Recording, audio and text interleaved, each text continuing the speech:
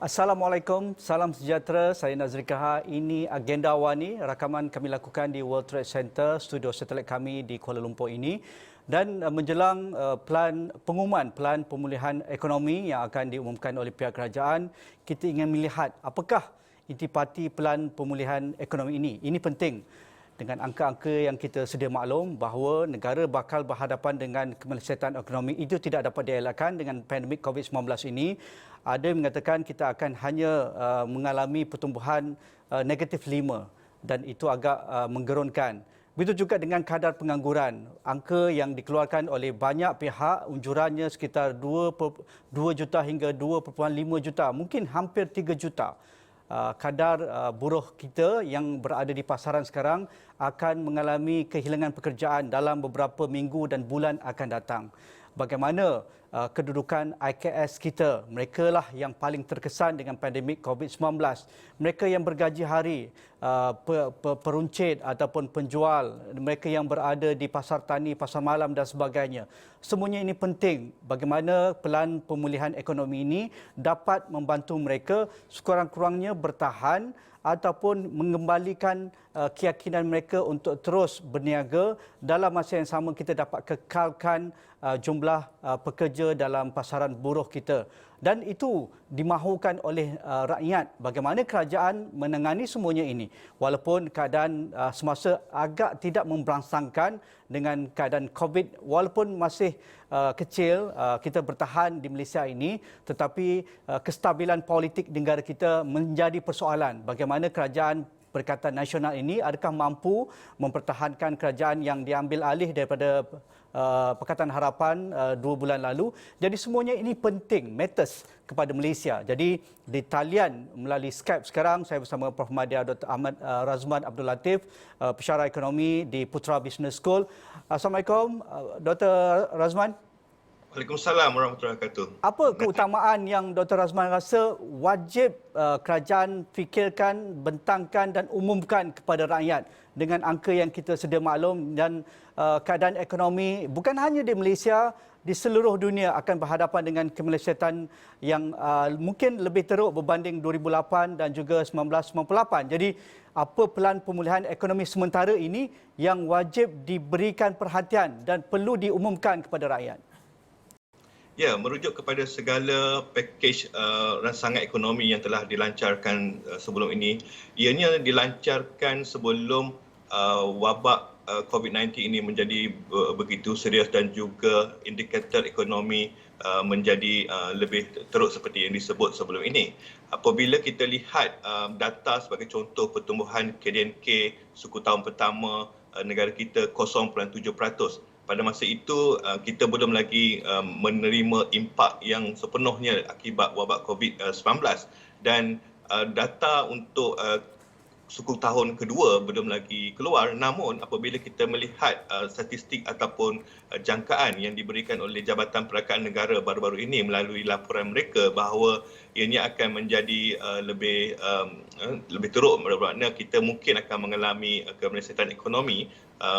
Recession ataupun technical recession itu apabila kita mengalami penurunan dari selama 2 suku berturut-turut, mungkin suku tahun kedua dan ketiga. Dan ini adalah sesuatu yang memang boleh dianggap serius kerana selain daripada data mengenai pertumbuhan KDNK, kita lihat bahawa peratusan mereka yang tidak bekerja memang telah meningkat kepada 3.8-3.9% dan dijangka akan lebih tinggi, dan ini adalah satu angka yang tertinggi sejak 20 tahun, dan semua ini memang akan memerlukan satu pakej perancangan ekonomi yang menyeluruh, komprehensif dan lebih bersifat memberi impak dari segi jangka masa sederhana dan juga memastikan bahawa apa yang berlaku sekarang tidak menjadi lagi serius. Oleh itu, apa yang saya lihat ialah jika kita lihat kerajaan yang ada di sekarang ini, sebenarnya mereka berdepan 3 masalah. Pertama, masalah kesihatan disebabkan oleh COVID-19. Kedua, masalah ekonomi bukan sahaja domestik tetapi global juga kerana kita merupakan negara net exporter ataupun pengekspor bersih. Kita bergantung kepada permintaan daripada luar, dan jika negara di luar sana masih lagi mengalami kemelut ekonomi, maka kita juga terjejas. Dan juga seperti Nazri cerita tadi, iaitu juga berdepan dengan masalah politik. Dan apabila kita merujuk kepada pakej ekonomi ini, di saat masih lagi ada ketidaktentuan mengenai dengan masalah kesihatan, masalah politik dan sebagainya, namun saya berharap kerajaan akan tetap fokus kepada masalah yang boleh dilakukan dengan orang kata kita boleh melakukan sendiri segala usaha untuk menangani masalah itu, iaitu menangani masalah ekonomi itu sendiri. Dan saya lihat di sini kita telah ada segala maklumat, kita telah ada segala informasi, data, statistik, dan kita sebenarnya tahu apakah sebenarnya punca pada segala permasalahan ini. Dan yang lebih penting, pakej itu akan menumpukan kepada menangani punca masalah itu supaya impak itu akan lebih dirasai dan lebih memberi kesan kepada rakyat dan juga perniagaan dan negara secara keseluruhannya. Impak ekonomi COVID-19 ini saya rasa dan juga ramai penganalisis ekonomi mengatakan hampir menyeluruh. Tidak ada sektor yang tidak terkesan dengan pandemik COVID-19 ini. Tetapi pastinya bagi pelan pemulihan untuk jangka masa pendek dan juga jangka masa sederhana, kerajaan tidak boleh menangani semua sekali kerana memerlukan kos yang begitu besar dan juga jumlah fiskal yang akan diperuntukkan lebih besar. Itu walaupun itu dibolehkan kerana kita ada reserve yang lebih tinggi yang memungkinkan untuk kita menyuntik lebih banyak fiskal. Tetapi bagi Prof sebagai pakar ekonomi, perlukah kita memberi keutamaan sektor tertentu dan kelompok masyarakat tertentu untuk memastikan daya tahan mereka dapat dibangkitkan dengan segera, dengan cepat. Dalam masa yang sama, kita dapat mengurangkan impak ataupun kesan pandemik ekonomi ini yang akan melumpuhkan semua sektor. Pandangan Dr. Razman. Ya, kalau kita nak kata semua sektor memang betul, kita tak boleh fokuskan semua. Ada sektor yang masih lagi mampu berkembang dan ada sektor yang memang betul-betul terkesan seperti hospitality, pelancongan dan sebagainya. Namun sebenarnya saya lihat untuk jangka masa sederhana ini, fokus harus diberikan kepada pertama ialah mereka yang hilang pekerjaan, mereka tidak mendapat pekerjaan. Unemployment yang tinggi di Malaysia sekarang menghampiri 3.9% itu. Itu yang paling penting, iaitu bagaimana untuk mendapatkan pekerjaan kepada mereka dan bagaimana untuk memastikan rakyat yang masih lagi bekerja kekal dalam pekerjaan mereka. Itu pertama. Kedua, kita mahu memastikan bahawa perniagaan terutamanya PKS masih lagi mampu menjalankan perniagaan mereka, kerana jika mereka gulung tikar, sekaligus ia akan menyebabkan lebih ramai rakyat akan hilang pekerjaan. Dan memang setengah sektor itu memang teruk terjejas, seperti kita lihat di sektor pelancongan. Banyak hotel sekarang telah tutup, telah jatuh bankrupt dan sekaligus mengakibatkan ramai hilang pekerjaan. Dan bagaimana kita nak pastikan bahawa mereka masih lagi mampu meneruskan perniagaan.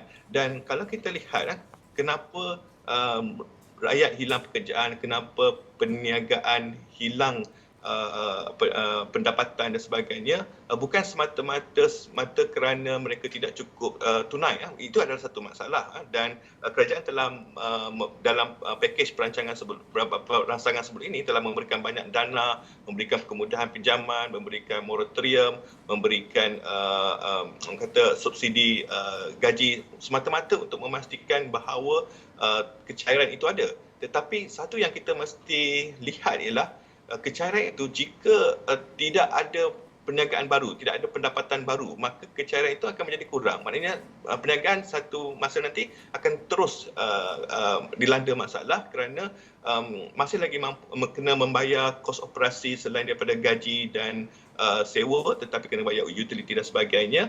Dan jika tidak ada pendapatan, maka mereka akan tetap bermasalah.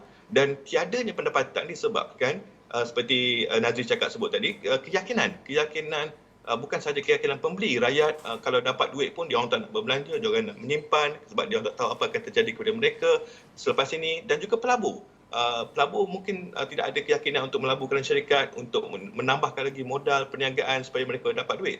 Dan juga kalau bank mahu memberi pinjaman, tetapi kalau perniagaan rasa kalau kita ambil pinjaman pun tapi tak ada perniagaan, tak ada orang nak beli daripada kita, bagaimana kita nak bayar balik pinjaman? Di situ yang saya lihat fokus bukan sahaja kepada sektor tertentu, tapi fokus memastikan rakyat masih lagi bekerja, perniagaan masih dapat menjana pendapatan dan keyakinan pelabur dan rakyat dipulihkan.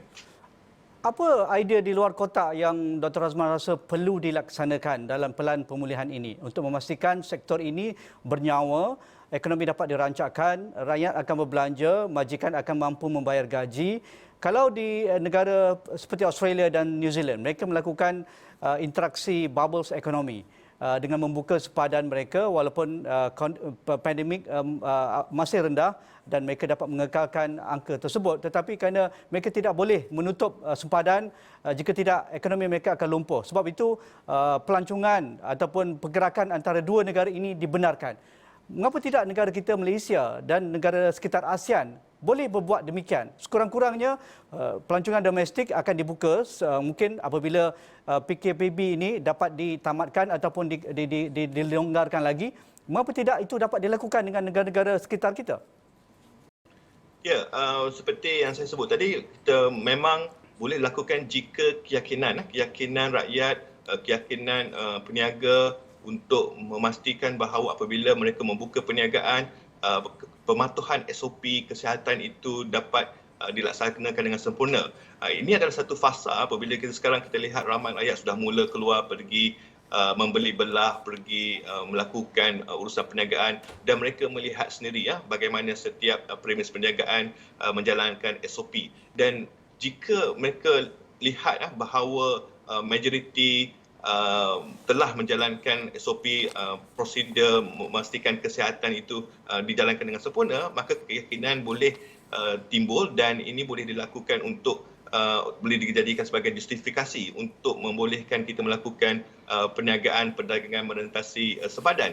Dan inilah sesuatu yang sebenarnya adalah tanggungjawab kita sendiri sebagai rakyat dan juga perniagaan. Jika berlaku banyak kes pelanggaran SOP, jika berlaku banyak kes rakyat tidak mematuhi apa yang telah ditetapkan oleh kerajaan, maka ini akan memberi kesan impak negatif kepada keseluruhan. Bermakna jika kerajaan mahu membuka sepadan, mungkin lagi ramai yang kata baik tidak perlu, baik tidak payah kerana kalau antara kita pun kita tidak mampu mematuhi SOP, bagaimana pula dengan rakyat negara lain. Dan sebenarnya kalau saya lihat, kita sebenarnya masih ada lagi ruang untuk meningkatkan aktiviti domestik antara kita berkaitan dengan sebagai contoh pelancongan, bagaimana nak menggalakkan rakyat kita berbelanja dan sebagainya. Namun ada satu cara luar kotak yang mungkin kita boleh gunakan, iaitu sebagai contoh, jika kalau kita lihat mungkin ada setengah negara memberikan wang tunai untuk rakyat mereka berbelanja. Tetapi bagaimana kalau rakyat terima wang tunai itu tetapi rakyat simpan duit tu tak nak berbelanja?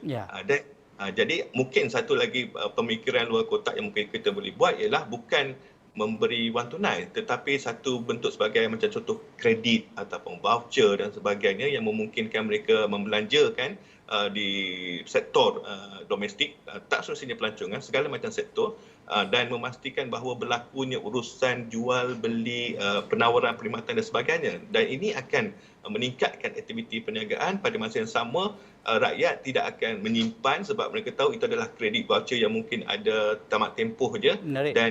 Dan ini akan memberi kesan yang saya rasa boleh dicuba.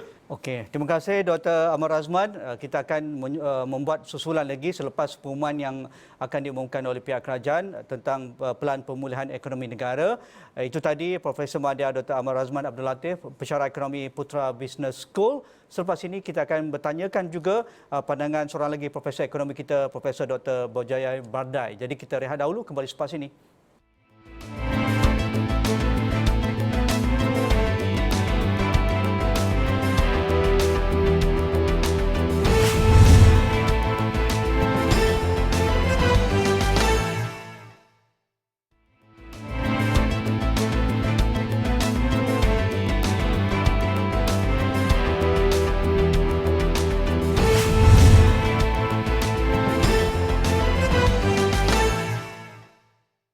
Menjelang pengumuman pelan pemulihan ekonomi yang akan diumumkan oleh pihak kerajaan, kita cuba mendapatkan reaksi segera apa yang perlu dilakukan oleh pihak kerajaan untuk memastikan ekonomi kita dapat dirangsangkan, diberi suntikan yang benar-benar berkesan kerana pandemik COVID-19 bilakah akan berakhir kita tidak ketahui kerana tiada vaksin yang ditemui. Bukan hanya di Malaysia akan mengalami kemelesatan ekonomi, tetapi ini akan berlaku di seluruh dunia dan negara masing-masing cuba mengurangkan impak kemelesatan ini termasuk negara kita Malaysia. Jadi di talian melalui Skype sekarang kita bersama Profesor Dr. Bajoya Bardai, Profesor Ekonomi kita. Assalamualaikum Prof. Waalaikumsalam warahmatullahi wabarakatuh. Sebagai pakar ekonomi Prof, apa yang ingin ataupun didengar apabila pengumuman pelan pemulihan ekonomi oleh pihak kerajaan ini bagi memastikan kita mampu mengurangkan impak kemelesatan, dalam masa yang sama kita memberikan keyakinan kepada industri dan kita dapat mengekalkan pasaran buruh kita ke tahap yang minimal walaupun anjurannya agak tidak memberangsangkan mereka yang akan kehilangan pekerjaan sekitar 2 juta ke 3 juta. Jadi apa yang mahu didengar oleh Prof apabila pelan ini dikongsikan oleh pihak kerajaan? Okay, bismillahirrahmanirrahim. Sebenarnya kita perlu memikirkan pelan jangka pendek, pertengahan dan jangka panjang. Dan saya lebih ingin menumpu kepada jangka panjang kerana pelan jangka pendek itu hanya pelan dipanggil pelan untuk menolong rakyat. Ya. Sementara pemulihannya adalah dalam jangka panjang. Jadi dalam jangka panjang kita perlu sebenarnya merombak semula ekonomi kita. Kita perlu membangun semula ekonomi dengan model baru. Dengan kita kata we have to reinvent the economy. Apa kriteria yang wajib kita penuhi untuk memastikan kita dapat reinvent ekonomi kita, Prof? Pokoknya maknanya sebenarnya MCO ini telah memaksa kita untuk segera berhijrah ke revolusi industri 4.0, menekankan digital economy, gig economy dan aspek internet of things. Jadi mana kita perlu segera merombak ekonomi kita dengan menyesuaikannya dengan ekonomi baru ni. Dan kita perlu membawa SOP social distancing di dalam merombak ekonomi baru ni. Prof, kalau saya ambil contoh, sektor penerbangan dan juga sektor pelancongan hampir musnah, hampir lumpuh terus sepanjang MCO ini dan juga pandemik COVID-19. Bagaimana kita boleh reinvent model untuk sektor ini yang Prof rasa sekurang-kurangnya kita memberikan sedikit kelegaan kepada pemain industri dan juga dapat membawa pemain-pemain baru yang akan menyuntik segala apa yang dikatakan Prof tadi, Internet of Things, gig economy, knowledge economy dalam sektor pelancongan dan juga sektor penerbangan ini. Okey, sektor pelancongan kita telah musnah. Kita perlu membangun semula dan mungkin model baru sektor pelancongan adalah berbeza dengan apa yang sebelumnya. Kita ada banyak produk. Kita ada pantai yang cantik, hutan yang cantik, banyak kesan sejarah dan sebagainya. Tapi kita perlu capitalize itu dalam bentuk yang baru.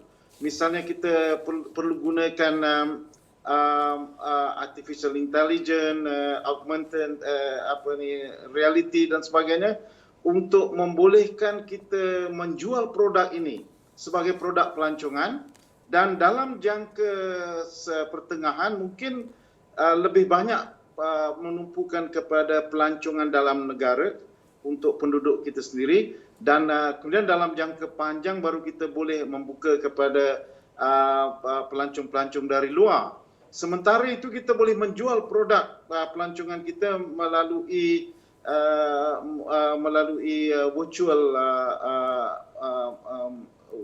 virtual tourism misalnya. Hotel perlu diubah. Hotel mungkin tidak lama, kita dah dengar sekarang lebih 50% hotel akan ditutup dan kita perlu ubah konsep hotel. Mungkin B&B akan lebih mudah dipulihkan dan akan lebih diterima oleh banyak pengguna kerana dia bersesuaian dengan social distancing. Hotel mungkin boleh diubah dalam jangka pendek menjadi hostel, menjadi apartmen, kondominium ataupun tempat duduk sementara, terms list dan sebagainya. Penerbangan akan diubah. Kita akan menekankan kargo untuk barang kargo di bawah, kargo di atas dek, sehingga membolehkan logistik yang cekap di antara negara. Saya pernah dulu tahun 98, kawan saya bekerja di US, kawan menempah Christmas pudding daripada Switzerland untuk dihantar ke Itali pada Christmas Eve.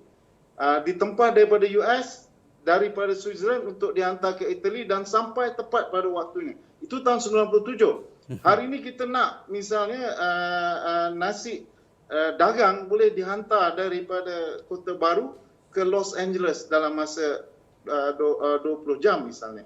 Menarik. Bagi suntikan kepada industri kecil dan sederhana, ini antara industri paling terkesan COVID-19 dan juga kita sentiasa mengharapkan lebih banyak suntikan cash ataupun tunai diberikan kepada individu yang bergaji hari, mereka yang terlibat dalam industri kecil dan sederhana. Tetapi adakah ini lestari sifatnya? Kalau itu tidak dapat diberikan secara jangka masa lebih panjang, iaitu bukan hanya one off, akan ada lagi BPN baru ataupun insentif kepada moratorium dan ribat kepada pihak majikan. Tetapi apa cara yang terbaik, bagaimana kita dapat reinvent the wheel untuk memastikan ekonomi pasca COVID ini benar-benar kita akan menyuntik satu elemen baru kepada IKS kita. Ialah IKS menyumbang hampir 80% kepada ekonomi dan juga mencipta begitu banyak peluang pekerjaan. Tetapi kalau kita hanya menjadi juara kampung, kita tidak berubah kepada digital ekonomi, kita akan terus melakukan benda yang sama, business as usual, Prof. Okey, sebenarnya industri mikro kita sudah musnah. Industri SME pun mana banyak yang sedang mengalami kegawatan yang teruk dan kita perlu rombak industri ini dan alang-alang kita merombaknya, kita akan merombak terus kepada model baru yang berasaskan kepada Industri Revolution 4.0, berasaskan kepada penekanan kepada digital ekonomi tadi. Misalnya, kita memerlukan kepakaran. Ini masa yang terbaik kalau kita nak menjemput pemain-pemain daripada Hong Kong, daripada China, daripada Korea, Jepun untuk datang ke Malaysia. Mungkin kita boleh rombak pusat-pusat beli belah kita menjadi technology center untuk kumpulan muda Malaysia. Kita ada lebih 600,000 graduan menganggur untuk di-coach oleh kumpulan dari pakar-pakar daripada China, Korea ni untuk membina apps, membina application bagi mewujudkan industri baru.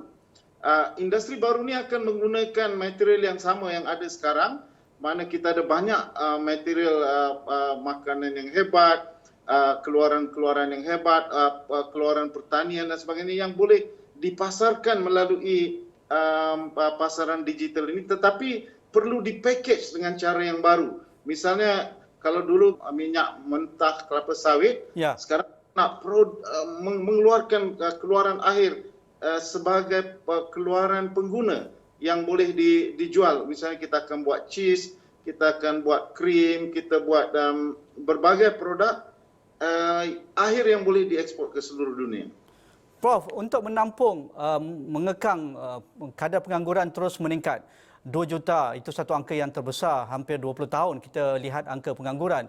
300,000 ke 600,000 graduan akan memasuki pasaran pekerjaan saban tahun. Di mana mereka kita nak letakkan?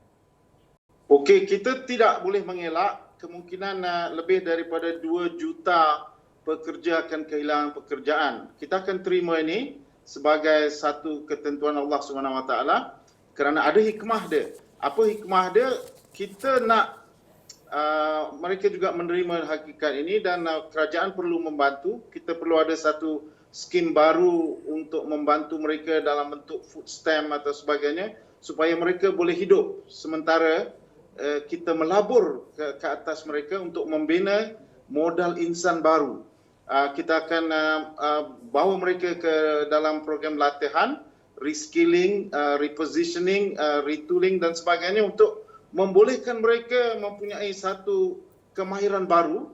Dan kalau boleh selepas 6 bulan latihan ini, lebih 50% daripada mereka akan mencebur diri dalam perniagaan dan tidak balik kepada alam pekerjaan.